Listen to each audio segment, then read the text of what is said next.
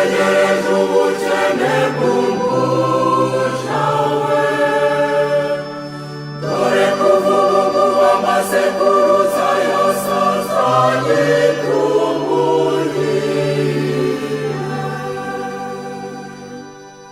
Kuko Nyir'ububasha yagiriye ibintu by'agatangaza,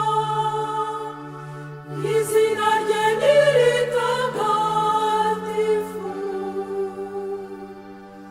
Kandi abamutinya bagirira impuhwe, nk'uko amasekuruza agenda asimburana n'amasekuruza. Yerekanye imbaraga zimuri mu maboko, yatatanyije abikuza mu bitekerezo by'umutima wabo, yananuye abategetsi bakomeye bava ku ntebe